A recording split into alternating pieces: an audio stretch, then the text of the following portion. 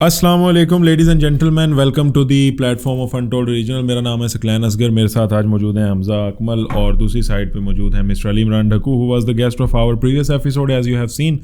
और आज हमारा जो मौजू है वो इन दो काश्तकारों के साथ है। काश्तकारों के साथ है, ज़मींदारों के काश्तकार हो? काश्तकार कहेंगे, जिम्मेदार तो नहीं है। काश्तकार। तो भाई पहले मैं शुरू करूँगा से अली भाई से राइट साइड से। Okay, right side. भाई आप मुझे ये बताएं कि कैसी चल रही है काश्तकारी भाईजान? अल्हम्दुलिल्लाह वैसे तो ठीक है, लेकिन फिलहाल थोड़े से अप्स एंड डाउन ही चल रहे हैं। अब तो आ ही नहीं रहा, डाउन चल रहे हैं। कब से? जब से भाई हमारे पीडीएम की गवर्नमेंट आई थी तब से। उसकी रीज़न जो है वो एग्रीकल्चर पॉलिसीज़ हैं कि उसकी रीजंस दो तीन आ जाती है ना उसमें भाई। पहले तो आ जाती है हमारी इकॉनमी आ जाती है जो अनस्टेबल हुई, हमारा पैसे की कदर कम हुई है, उससे भी किसान को नुकसान ही हुआ है ना। और दूसरा उसके बाद हमारी पॉलिसीज़ नहीं है कोई पाकिस्तान में ना किसान को लेकर। What do you mean by policies? वो आपको अली भाई ज़्यादा अच्छे से एक्सप्लेन करेंगे। आप करें जी। क्या हो गया? Why are you shying away? This was a normal conversation. Sir policies जो है ना, पॉलिसीज़ बेसिकली ये होती है कि हमने ना सब्सिडी काम पे देनी है। अच्छा। हमने जो है ना, हम जो हमारा एग्रीकल्चर का जो एरिया है, हम इसको ना कभी कभी वो नहीं करते, मतलब इसको प्रायोरिटाइज़ नहीं करते। ठीक है, प्रायोरिटाइज़ मतलब ये होता है कि आप वहाँ पे सब्सिडीज़ दें, आप वहाँ पे टेक्नोलॉजी मुतारिफ़ करवाएं, आप लोन्स दें लोगों को। ठीक है, रिसर्चेज़ करें, और आप मतलब कि लोग सीड्स होते हैं वो और फर्टिलाइज़र्स वो इम्पोर्ट करें। तो जो सीड्स हैं हमारे पास जो है वो तकरीबन 40-50 साल पुराने सीड्स हैं, चल रहे हैं। तो जिसकी वजह से हमारी जो यील्ड है या पैदावार है वो इंडिया से हमारी तकरीबन 50% के आसपास कम है। ठीक है, वो उनकी जो यील्ड है हमारी उससे तकरीबन 50% कम होती है। तो इसका बहुत ज़्यादा इफेक्ट है। तो ये पॉलिसीज़, ये उसके बाद ये इरीगेशन सिस्टम्स हैं। तो हमारा वही इरीगेशन सिस्टम है जो अंग्रेज़ बना के गया था, उसके बाद हमने उसमें कोई तरक्की नहीं की। क्या बेसिक मसला क्या अंग्रेज़ बना के गया था तो हम लोगों ने डेवलपमेंट नहीं की? क्या वजह थी? नहीं, हमने उसमें कुछ भी नया नहीं बनाया। वही सिस्टम चल रहा है, उसको हम कभी वो खाले पके कर देते हैं, बस वो यही चल रहा है, उसको सफाई कर देते हैं। तो नई नहरें निकाल के और नए इलाकों में काफ़ी बहुत सारे इलाका है जहाँ पे वो ऐसा कुछ भी नहीं है। इंडिया ने कहा कि इंडिया ने दरिया ब्यास का पानी पाकिस्तान से बंद किया, उसको दरिया सतलुज में शामिल किया और वहाँ से नहरें निकाल के वो राजस्थान ले गए, और सारा राजस्थान जो है वो एग्रीकल्चर के हवाले से उन्होंने जो क्या उसको स्टेबल कर दिया। अब वो उनका सिस्टम सब अच्छे से चल रहा है। फिर हमारे यहाँ पानी स्टोर करने का भी तो प्रोग्राम नहीं है ना, क्या कर सकते हैं? पानी स्टोर होगा तो ही आगे वो सिस्टम निकलेगा। अब डैम्स बनेंगे तो नहरें, उससे भी डैम से नहरें भी निकलेंगी, या बैराजेस भी हमारे पास वही हैं जो पहले से बने हुए हैं, तो वो भी कोई नया हमने बनाया नहीं है ख़ास। तो वही है कि फिर यील्ड भी फिर उस हिसाब से नहीं आ रही, टेक्नोलॉजी नहीं है। ट्रैक्टर कंपनीज़ जो हम फॉर एग्जांपल देख लें तो वो जो थर्ड क्लास क्वालिटी हमें मिल रही है, और 35-40 लाख कीमत ट्रैक्टर की हो चुकी है जनाब। तो अब नई कंपनी, वो एक दो कंपनीज ही हैं जो यहाँ पे वो पैर जमा के बैठी हैं, बाहर से किसी और को आने नहीं देते, इंपोर्ट करने देते ट्रैक्टर को। और इसी तरह से बाकी औजार भी हैं जो भी हमारे पास, जो चीज़ इंडिया में आ जाई है, नई चीज़ मुतारिफ़ हुई है, हमारे पास आज से 15 से 20 साल बाद आएगी। और वो भी कुछ बड़े जो ज़िम्मेदार हैं वो उसमें जो अपने कनेक्शन के थ्रू या पैसा पूसा लगा के वो लेके आएंगे, हमें नहीं मिलेगा। बीज इसी तरह जो रिसर्च होती है सारी दुनिया में होती है। लोग अपनी ज़मीन को देख के जो सीड्स हैं, उनके जीन्स हैं, वो मुतारिफ़ करते हैं, उनको जीन्स को सेट वगैरह करते हैं कि हमारी ज़मीन में कौन से जो बीज हैं, किस तरह के बीज हैं वो ज़्यादा पैदावार देंगे। तो हमारे यहाँ उस किस्म का कोई सीन नहीं है। कोई बीज है वो चाहे दुनिया में 20 साल पहले बंद हो गया, हमारे यहाँ वो अभी भी चल रहा है। वही जीन है, उसको हम दोबारा से करके हर कंपनी उसकी कॉपी बना के एक बीज की उसको अपना नाम दे के वही चला देती है। तो बस वो वैसे काम चल रहा है।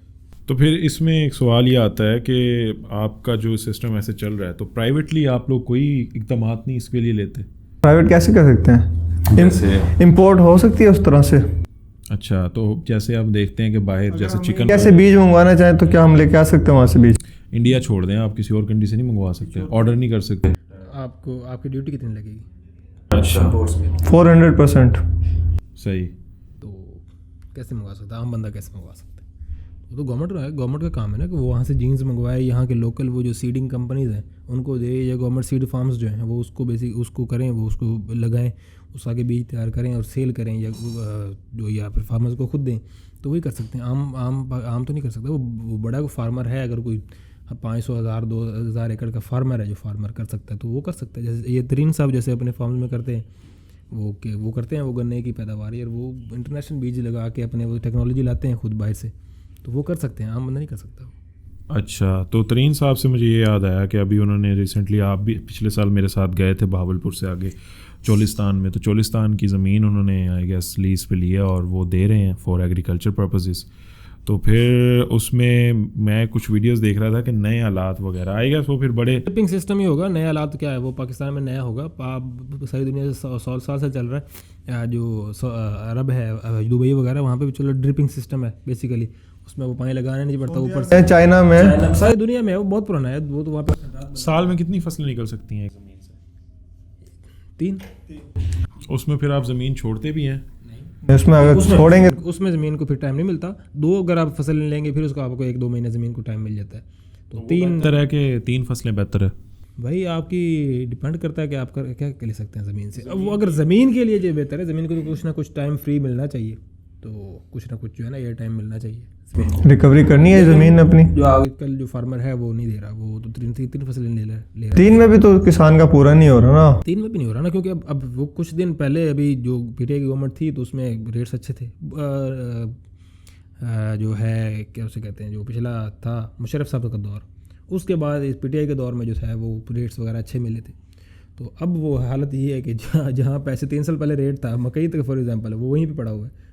4,000 रेट निकलना था जो कि अब 1,400 निकला है। 1500 में रेट सेल हो रही है। अब यूरिया हम 4000 में खरीद रहे हैं, डीएपी हम 13,000 में खरीद रहे हैं। मक्की बढ़ गई? मक्की बढ़ गई, जिसे बढ़ना कहते हैं उस तरीके से बढ़ी है। तो गंदम के साथ कल ऐसा करेंगे तो आप लोग तो फिर छोड़ेंगे नहीं गवर्नमेंट को?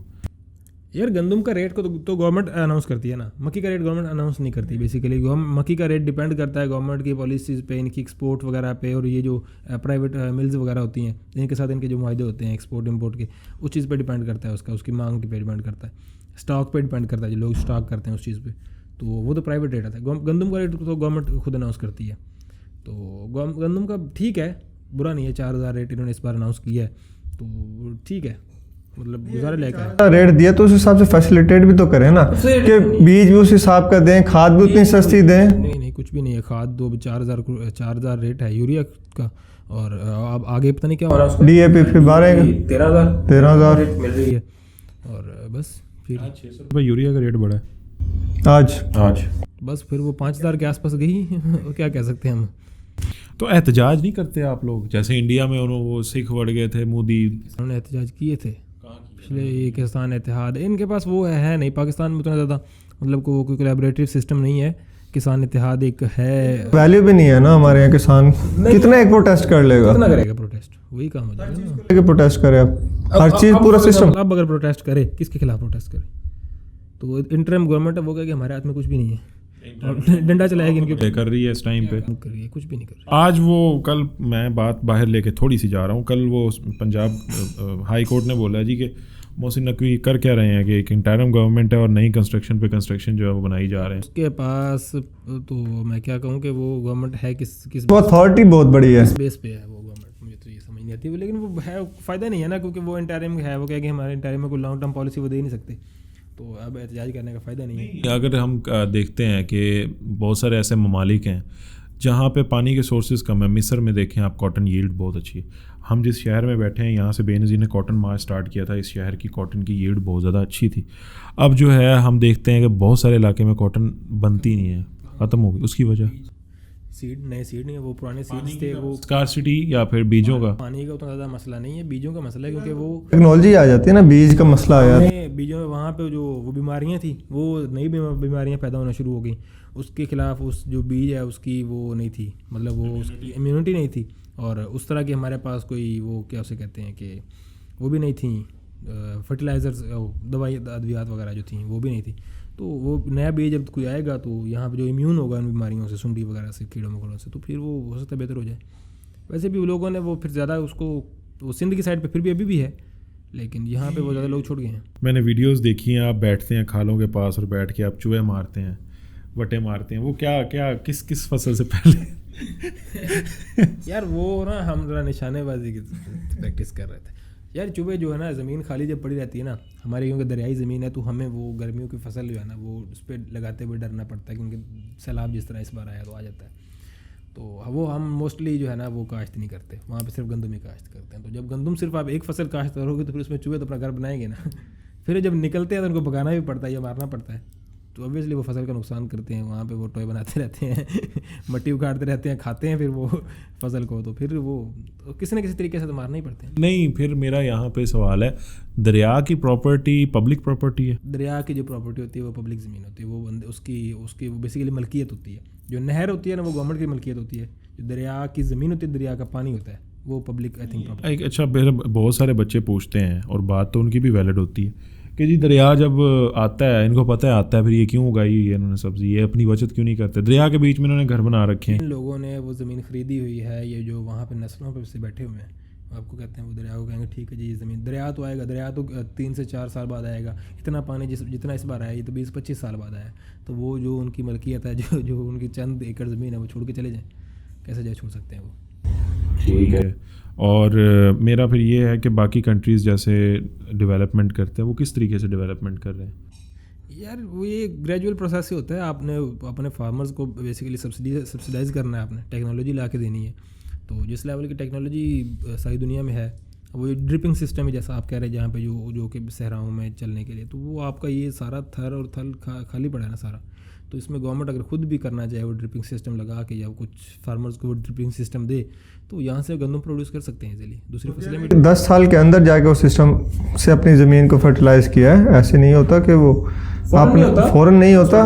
10 साल उन्होंने मेहनत किया, तो अब उनकी लैंड इतनी हो गई है कि वो अपना खुद का कर रहे हैं। सऊदीया में तो अब मेरे हिसाब से गंदम भी चल रही है, और फीडिंग सिस्टम से वो उसका ये होता है ना कि जो गंदम है ना, उनके पास है भी पिवट सिस्टम। हाँ वही, वो गंदम जो है ना, गंदम वो है कि गंदम की जो जड़ है ना वो ज़्यादा गहरी नहीं होती, ठीक है, ज़मीन में। तो उसका ये है कि आप वो मतलब उसको पानी देना, अगर आप पानी देते रहें तो वो किसी भी ज़मीन में, मोस्टली जो रेत वाली ज़मीन है उसमें भी हो जाती है, वो सही हो जाती है। तो उसमें आपको ड्रिप सिस्टम जो है वो उसको इरिगेशन प्रोवाइड करता है, जो कि आम नॉर्मली जो रेत वाली ज़मीन होती है, सहरा होता है, वहाँ पे वैसे पानी लगाना जैसे हम नॉर्मल लगाते हैं वो मुश्किल होता है पानी, तो उसमें पानी का भी ज़्यादा भी कम होता है, और गंदम वहाँ पे जो है काश्त हो सकते हैं इजीली। और इसके अलावा मैं ये पूछ रहा था, चाइना कह रहा हूँ, आपके पाकिस्तान में एग्रीकल्चर यूनिवर्सिटी बनी हुई है, तो उसमें फिर क्या रिसर्चेज होती हैं, बच्चों को कहाँ भेजा जाता है, उसकी प्रैक्टिकल इम्प्लीमेंटेशन क्या होती है जब आपकी एग्रीकल्चर ही पीछे जा रही है? I am not criticising them, but my question is around agriculture. यार पाकिस्तान में वो कहते हैं कि एशिया की दूसरी तीसरी बड़ी यूनिवर्सिटी है ना, तो ऐसा कौन सा उन्होंने सीड या कोई फर्टिलाइज़र तैयार करके दिए, मैंने तो अभी तक नहीं देखा, तो पता नहीं क्या रिसर्च करते हैं, मुझे इस बारे में कोई आइडिया नहीं है। रिसर्च में ना फिर हमारा पूरा एजुकेशन सिस्टम रगड़ा जाएगा। वही ना यार, वो तो जस्ट है ही टोटल एग्रीकल्चर यूनिवर्सिटी ना, उनके पास टोटल फार्म्स हैं, उनके पास लैब्स हैं, सब कुछ है, तो हज़ारों एकड़ के करीब फार्म्स हैं उनके पास। कैसी है, सब कुछ दिया उन्होंने, 5,000 बच्चा एक साल में वो निकाल रहे हैं, तो क्या कर रहा है? 5,000 बच्चा जाके वो खाद बेच रहा है। वो 5,000 बचा के निकाल के आ रहा है खाद प्राइवेट कंपनियों के लिए खाद बेच रहा है, तो वही नहीं, रिसर्च नहीं है ना, गाड़ी मिल जाती है, ऐश करते हैं, रिसर्च है ही नहीं, रिसर्च करके क्या कुछ नहीं निकाल रहे। यानी कि आपको चाहिए ओपनहाइमर वाला दिमाग। हमें नहीं चाहिए भाई, आप सर्च करनी है, जाहिर सी बात है, आपको नहीं। आप अगर एग्रीकल्चर यूनिवर्सिटी को फंड्स दे रहे हैं तो उनको कहें भाई हमें ये हमारा ये टारगेट है, हमें ये जो है इसकी जीन्स प्रोवाइड करके प्रोड्यूस करके दो, आपको बाहर से कुछ चीज़ इंपोर्ट करनी तो हमें बताओ, गवर्नमेंट उसको करके दे, तो प्रोवाइड करें भाई, ये गवर्नमेंट का काम है। तो हमजा साहब, आपने आजकल क्या उगाया हुआ है? फिलहाल तो अब गंदम की तरफ आए हैं, उससे पहले मकई थी जो कि बढ़ गई, और आपने? गंदम ही है भाई, सिर्फ गंदम है, उससे पहले तो दरियाज जो थे वो मकई वगैरह थे वो ले गए फिर जो आप लेके जिनकी नहीं थी उनकी बढ़ गई।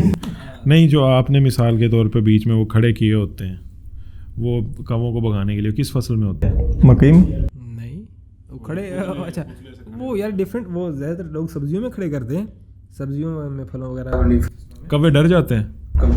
कव्वे सियाने हो गए हैं भाई। अब जिस किस्म के कव्वे आ गए ना, ये हैं इम्यून कव्वे, ये डरते नहीं है, ये बंदों से नहीं डरते भाई, ये कमरों में घुस जाते हैं बंदों के तो ये नहीं डरते। इम्यून जो है वो हो चुके हुए हैं, यार उनका डर खत्म हो गया ना, क्या कहें, वक्त के साथ साथ कव्वे भी ये जालिम हो जाएंगे, मैं कहता हूँ यही गिद्ध बन जाने इन्होंने। तो इरिगेशन सिस्टम जो है पाकिस्तान का, उसमें वो कितना अफेक्ट करता है जब आप लोग इसमें आते हैं? यार इरिगेशन सिस्टम जो है ना हमारा, पहली बात तो ये है कि जो नहरी निज़ाम है वो तो पुराना वो निज़ाम है, ठीक है, वो जहाँ तक उसकी है पहुँच वो वहाँ पे चल रहा है, गुजारा हो रहा है, कहीं पे ज़्यादा पानी है कहीं पे कम है, तो वो तो चल रहा है।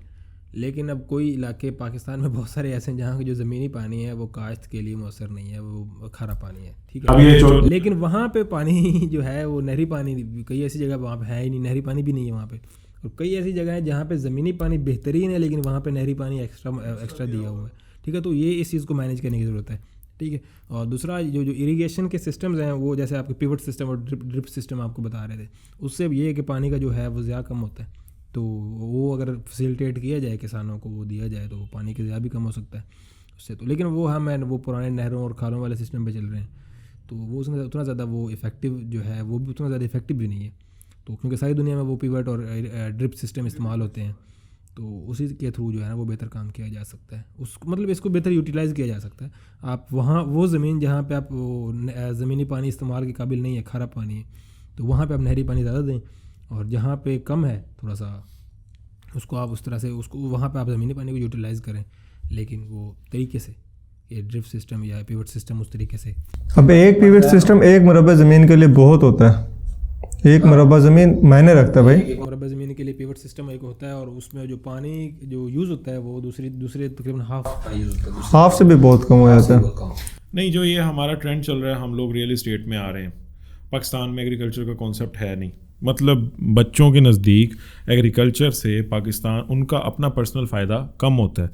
अगर बाप किसान है तो बेटा कहता है कि नहीं, मैंने काश्तकारी नहीं करनी, मैंने अब ये नहीं काम करना, मैं ज़मीन बेच रहा हूँ किसी कॉलोनी वाले को, या मैं खुद इसकी कॉलोनी काट रहा हूँ और मैं जो है इसको ख़त्म कर रहा हूँ। अब देखें कितने कितने शहर एक्सटेंड हो चुके हैं, ज़रूरत है आबादी के हिसाब से वो बढ़ती भी है, लेकिन आप इस चीज़ को कैसे देख रहे हैं कि ये रुक जाएगी, ये बढ़ेगी, या फिर ये लेके डूबेगी हमें? रियल एस्टेट का निज़ाम है ना, ये पाकिस्तान की चंद बहुत बुरी चीज़ों में से एक है। हमने जो हमारी लैंड है ना, ये जो इसको हम कमर्शियल लैंड कह देते हैं, ठीक है, उसको हमने ओवर वैल्यू कर दिया हुआ है, इतना ओवर वैल्यू कर दिया है कि उससे अब वो ये हो रहा है, पैसा तो वो एक हमारे मुल्क के अंदर अंदर ही जा रहा है। क्या वो रियल एस्टेट के जो हमें उसको कोई इंपोर्ट या कोई एक्सपोर्ट मिल रही है? क्या हम उससे कोई हमें भी नहीं मिल रही, उससे नौकरी प्रोड्यूस नहीं हो रही, ऐसा स्टॉक में चला गया आपका, एक्सपोर्ट नहीं हो रही, आपका पैसा एक बैंक से दूसरे बैंक में ट्रांसफर और दूसरे से तीसरे में हो रहा है, तीसरे से चौथे में हो रहा है, वहीं घूमी जा रहा है आपका एग्रीकल्चर में आप आएंगे, उसी ज़मीन पे आप उसको एग्रीकल्चर पर्पज़ के लिए यूज़ होंगे, आप उसको अगर आप अच्छे से करेंगे आप इसको एक्सपोर्ट उसमें ला सकते हैं, ठीक है, आप वहाँ पे जॉब्स प्रोड्यूस हो सकती हैं, तो सब चीज़ है। लेकिन ये जो हमारा सिस्टम है ना, हमने उसको ओवर वैल्यू इतना कर दिया है, तो साफ ज़ाहिर है बहुत सारे लोग हैं जो कि पावरफुल लोग हैं, माफियाज़ हैं, वो उस चीज़ को नहीं करने देते कि, लेकिन ये जो है ना, ये इस चीज़ को ओवर वैल्यू बहुत ज़्यादा कर दिया गया है। कितनी ज़्यादा कीमतें, एग्रीकल्चर लैंड की कीमत कम है और प्लॉट के लिए कीमत ज़्यादा होती है। नहीं, फिर मैं ये पूछ रहा हूँ कि फिर क्या बनेगा हमारी फूड सिक्योरिटी का क्या बनेगा? खान साहब ने पिछले साल बड़ा, जब वो लास्ट टेन्योर पे थे, फूड सिक्योरिटी के बारे में उन्होंने हाईलाइट तो किया था, लेकिन फिर वो रहे नहीं खुद शोदा। तो फिर बताएं इसके हवाले से। तो जितने दिन वो रहे हैं तो उन्होंने कौन सा कॉलोनी में पाबंदियाँ लगा दी थी, नहीं कॉलोनी बनेगी? नहीं, उन्होंने कहा, आप भाई यार कहा, सिर्फ कहने तकरीर करने से कुछ नहीं होता। पहली बात तो ये, आप वो जो इस तरह एक्सपैंड कर रहे हैं ना, आप वर्टिकली एक्सपैंड करें ना, आप बिल्डिंग्स बनाएं। आपको लगता है कि ज़रूरत है तो आप बिल्डिंग्स बनाएं। सारी दुनिया में बिल्डिंग्स बनती हैं, वो ये तो नहीं है कि वो छोटे छोटे घर बना के, कॉलोनियाँ बना के उनको फैलाते जाओ। बिल्डिंग्स बनाओ, वर्टिकल उनको तरक्की दो, ठीक है, तो उसको अब करो, सिक्योर करो। माई साइड क्वेश्चन इज़ कि अगर ज़मीन होती है कि एग्रीकल्चर, उधर हम साइडों पे बन्नों पे दरख्त लगा सकते हैं, या वो बेनिफिट नहीं देते? वो नुकसान करते हैं, फसल को नुकसान करते हैं। बहुत सारी फसलें यार, बहुत सारी हर फसल को, क्योंकि साया रहता है वहाँ पे उसकी जड़ों की। एक तो उसकी जो जड़ें हैं दरख्त की, वो उस जो है उसकी ज़मीन में जो खुराक वगैरह होगी उसको जज़ब करेंगी, ठीक है, ऊपर वो फिर वो साया रहेगा फसल के ऊपर, तो वो फसल वहाँ पे कमज़ोर होती है उस एरिया में। वैसे भी जो बड़े जो हैं फार्मर जो हैं, वो अपनी फसलों में दरख्त इसलिए पसंद नहीं करते कि फिर वो जो है ना, एक काम सही नहीं रहता, वो थोड़ा सा इरेगुलर किस्म का काम बन जाता है। मशीनरी का यूज़ मुश्किल हो जाता है वहाँ पे, ट्रैक्टर वगैरह का और बड़ी मशीन का यूज़ इस्तेमाल मुश्किल। नहीं, फिर ये अगर मिसाल के तौर पे हम देखते हैं कि जो हमारा इन्वायरमेंटल पोल्यूशन है, हमारे इन्वायरमेंटल डिग्रेडेशन है, जिससे हम देखते हैं कि ग्लोबल वार्मिंग इंक्रीज़ हो रही है, उसकी वजह से जो इसके इम्पैक्ट क्रिएट होते हैं, लाइक बारिश 2022 में पाकिस्तान के पहले 6 महीनों में आई नहीं थी, ठीक है, उसके बाद फिर सैलाब आया, नंबर 1। नंबर 2 पे हम इस साल देखते हैं कि मई तक ठंड रही है, ठीक है, पिछले साल मई तक गर्मी इंतहा की पड़ी है, इस साल मई तक ठंड रही है और लू नहीं पड़ी, आम की फसल भी बहुत मुतासिर हुई है, पिछले साल ज़्यादा गर्मी की वजह से हुई थी। तो आपको इस चीज़ का नुकसान कितना ज़्यादा होता है? पहली बात तो ये है कि गंदों में ओले पड़ रहे हैं, फसल पर अगर फसल लगी हुई है तो वहाँ पे वो तो ऑलरेडी ग्रीनरी है, तो दरख्त का काम तो वो फसल भी कर रही है ना, तो वहाँ पे दरख्त की ज़रूरत नहीं है।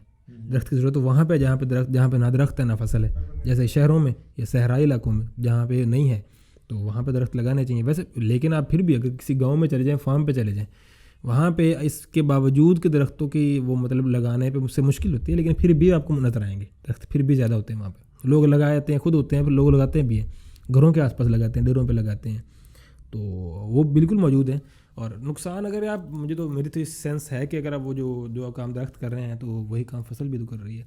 तो अगर दरख्त आपका फसल का नुकसान कर रहे हैं तो उसमें से उसको निकालना कोई ज़्यादा बारिशों की बात कर रहे हैं, सेम इफेक्ट, क्योंकि बारिश अब वो तो ग्लोबल वार्मिंग का है, वो तो इशू है। उसमें पाकिस्तान का कितना ज़्यादा हाथ है वो तो हमें पता है कि पाकिस्तान कोई इतना इंडस्ट्रियलाइज नहीं है, हम उसका नुकसान लेस देन 1% है। हाँ, तो फिर वो हमें इफेक्ट हम पे ज़्यादा आ रहा है। इंडिया और पाकिस्तान ये बर्दाश्त कर रहे हैं ये इसका नुकसान फ्लड्स की सूरत में है। कि इसको अभी 2 मिनट रोक लेते हैं, यहाँ पे हम ये बात करते हैं कि जो अभी स्मोक आ रही है इसमें कंट्रीब्यूशन इंडिया की ज़्यादा, पाकिस्तान की ज़्यादा? इसमें कंट्रीब्यूशन सबकी एक जैसी होती है। मैंने ये सुना है कि जी हमारे पास इंडिया की स्मोक यहाँ इतने दूर ट्रैवल नहीं करती क्योंकि ना अब अपनी इंडस्ट्रीज बहुत आ गई। जैसे आप लाहौर में देखें, कोल प्लांट की वजह से सारी कोल प्लांट्स हमने लगाए हैं और वो उसकी स्मोक होती है। हमारी ट्रैफिक है वो आप किस किस्म की ट्रैफिक है आपको भी पता है, डीजल इंजन है और वो धुआं मारते हैं, वो पिछले आने वाला बंदा काला कर देते हैं। तो भाई वो तो V8 जिसने भगानी है वो तो फिर डीजल चलाएगा, तो उस चीज़ वो इफेक्ट करती है। फार्मर्स भी इसमें कंट्रीब्यूट करते हैं, वो भी जलाते हैं, वो पराली जलाते हैं। गवर्नमेंट ऑफ पंजाब ने एक लेटर लिखा है इंडियन गवर्नमेंट को कि आप जो ये तलफ करते हैं और इसकी सूरत में आप जो धान को आग लगाते हैं उसका इम्पैक्ट जो है, फिर उधर से ये एक सीज़न आ गया, फिर अक्टूबर नवंबर में इनकी दिवाली आती है। आप जो ये 2 काम इकट्ठे करते हैं इसकी वजह से इम्पैक्ट जो है वो आपके हमसाया कंट्री, तो ये इम्पैक्ट उन पे खुद पे भी पड़ता है। ये हो सकता है उधर से इस तरफ आ सकता है, हो सकता है मे बी, लेकिन जो भी है हमारा खुद में भी इसमें कंट्रीब्यूशन है। आर्टिकल पढ़ा था, वो आर्टिकल जो है मुझे याद नहीं किसका लिखा हुआ था जी, कि हमारे पास लेटेस्ट मशीनरी है। ये तो अब आप रिकन्फर्म करेंगे कि जो हम धान होती है उसको तलफ करने के लिए उस मशीनरी का इस्तेमाल करते हैं? यार इस्तेमाल होती है, बिल्कुल होती है। कुछ % जलाया, लेटेस्ट मशीनरी कोई नहीं है, वो वही टोने टोट के ही हैं जो लोकल जो है वो मैकेनिक वगैरह वो लगाते हैं, उससे वो जो कुछ हो जाता है, वो ज़्यादा जलाने की ज़रूरत नहीं पड़ती, ठीक है, अगर बंदे ने करना हो। लेकिन जो मशीनरी बिल्कुल है, लेकिन उस पर सब्सिडीज़ की ज़रूरत है। अब इंडिया में भी बिल्कुल मशीनरी है, सुपर सीडर है, वहाँ पे आपको ज़मीन वो उसको जलाने की ज़रूरत नहीं पड़ती, वो वैसे ही तल्फ कर देता है, उसको इस्तेमाल भी करता है। लेकिन फिर आपको उसके लिए जो है ना सब्सिडीज़ चाहिए, फार्मर को सब्सिडीज़ दें उसको।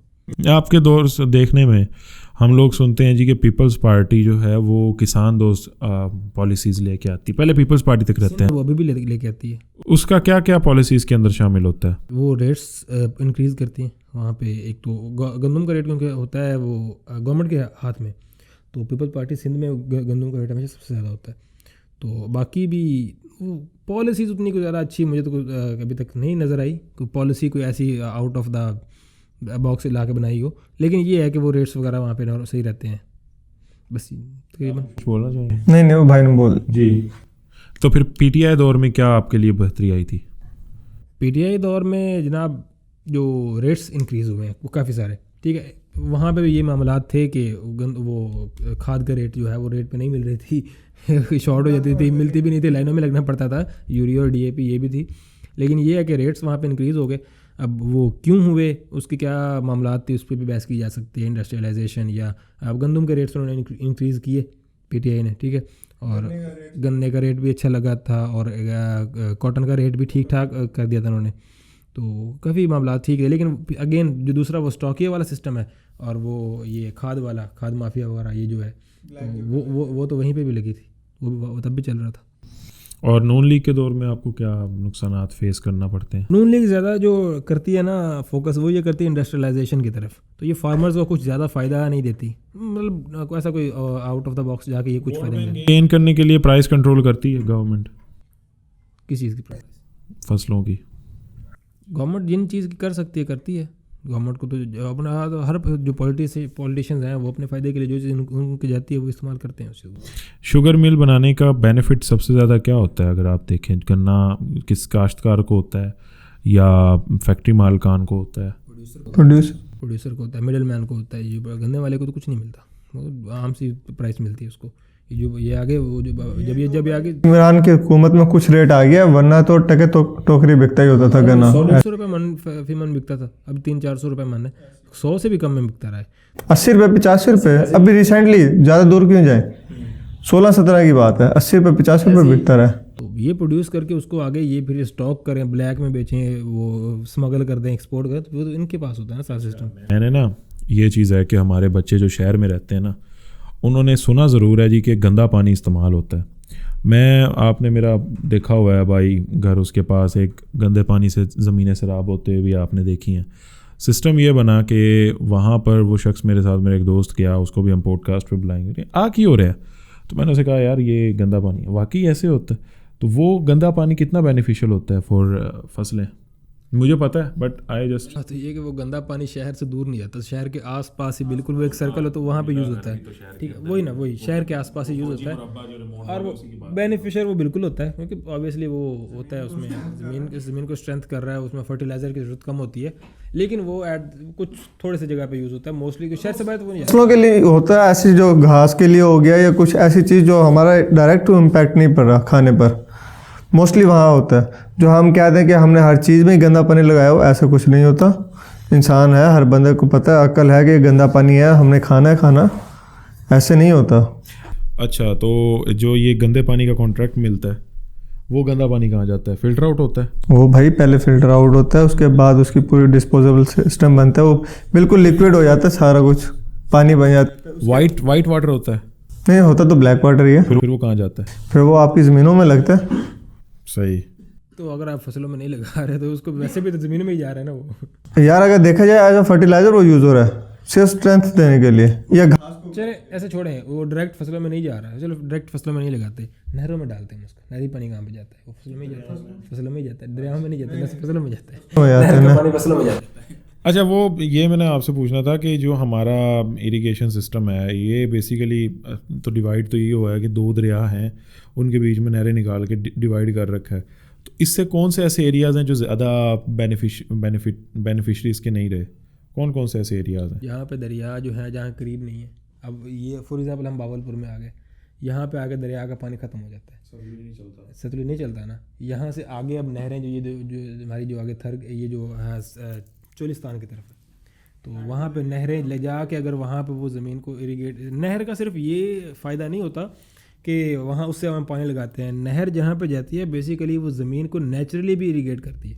वो ज़मीन का जो ज़मीन का पानी होता है उसमें वो ओबियसली इजाफा होता है, उसकी सतह वाटर लेवल की सतह ऊपर आती है, तो उसका वो भी काफ़ी इम्पैक्ट होता है। क्योंकि लेकिन अब ये कि सतलुज जो है वो पाकिस्तान के कंट्रोल में नहीं है, उसका पानी इंडिया के कंट्रोल में है।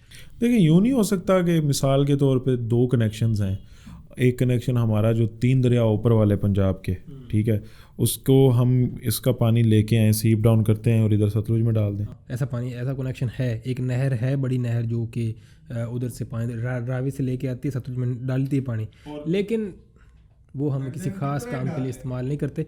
दुनिया में होता भी है, उन्होंने पूरे दरिया दूसरे दरियाओं में डाले हुए हैं, इंडिया ने डाले हुए हैं, वो बड़ी बड़ी नहरें लेके सहरा में लेके गए हुए हैं, लेकिन आप तो हमारा तो वही सिस्टम है जो पहले था, नया कुछ हमने ऐसा प्रोड्यूस ही नहीं किया। क्यों नहीं करते? अंग्रेज जो छोड़ गया हमारे लिए, हम आज तक उसी में खुश। मैंने एक बुक पढ़ी है, उसके अंदर था कि एक अंग्रेज़ वाइसराय आया था इन 1890s। उसने देखा था कि जो यहाँ के लोगों की डेवलपमेंट है ना, तो वो थोड़ी है, तो उसने क्या किया, उसने नहरी निज़ाम मुतारिफ़ करवाया था सिर्फ इसलिए कि डेवलपमेंट हो सके। उसने यानी कि नहीं, उसने यही किया था कि यहाँ पे फसलें और वो फसलें वो लेके जाए। वो फ़ायदा तो उसको, एट द एंड फ़ायदा तो उसको, तो हर बंदा अपने फ़ायदा सोचेगा ना। लेकिन बात ये है कि भाई हमने उसके बाद रेलवे निज़ाम भी उन्होंने मुतारिफ़ करा दिया, यहाँ की चीज़ें वहाँ लेके जानी थी तो उन्होंने मुतारिफ़ करवाना ही था किसी चीज़ के थ्रू, तो उन्होंने वो जो है बाहर से रिसोर्सेज या जो भी थे, कोल वगैरह था या जो भी था, तो वो उन्होंने लेके जाना था वहाँ पे पोर्ट्स पे, तो उसके लिए रेलवे। अच्छा, ये एक चीज़ मुझे बताएं कि जो सड़कें होती हैं, लिंक होती हैं ज़मीन शहर से लेके आपके उधर तक, वो कितना आप उसके लिए आपके लिए बेनिफिशियल है? सड़क तो बेनिफिशियल इंफ्रास्ट्रक्चर तो होता ही होता है। फसल का जो यहाँ ट्रांसपोर्टेशन होती है, फसल की या कुछ चीज़ों की ट्रांसपोर्टेशन, उसके लिए वो बिल्कुल वो मेन चीज़ होती है बेसिकली। उसके बाद वो जितनी आपकी वो पक्की सड़क जहाँ तक जाती है ना, वहाँ तक आपको फैसिलिटीज़ जाती हैं साथ साथ। अब जहाँ तक पक्की सड़क ख़त्म हो जाती है ना, वहाँ पे बेसिकली आपकी फैसिलिटीज़ खत्म हो जाती है, मार्केट्स, दुकानें, सब कुछ वो वहाँ पे रुक जाता है। कच्ची सड़क पे जाके, कच्ची सड़क के किनारे जाके कोई भी जाके मार्केट नहीं बनाता या कोई दुकान नहीं बनाता। तो वो उस किस्म से वो फैसिलिटीज़ कम हो जाती हैं। तो फिर ये जो मिसाल के तौर पे एक पॉलिटिशियन आके आपको वादा करता है कि हम ये सड़क बनवा देंगे, हमें वोट दें, तो फिर हम देखते हैं कि मोस्टली लोग फिर अपने बेनिफिट के लिए उससे ये लेते हैं प्रिविलेज। तो इसमें तो फिर यानी कि we need to change the policies of our system कि वो इस चीज़ से इफेक्ट ना हो, या तो वो ज़ाहिर सी बात है पूरा एक सिस्टम प्रॉपर करने की ज़रूरत है। वो कैसे आप इसको वो आइडियल सिस्टम में तो ये होता है ना कि जो इक्वली डिवाइड हो, इक्वली डिवाइड हो ना, लेकिन वहाँ पे इक्वली डिवाइड कहाँ होता है? हमारे इलाके में आपको पता है, आप गए हुए हैं, वहाँ पे सड़क नहीं है, तो वो बहुत बड़ी पॉपुलेशन है कि वहाँ, was a zigzag, you know bro।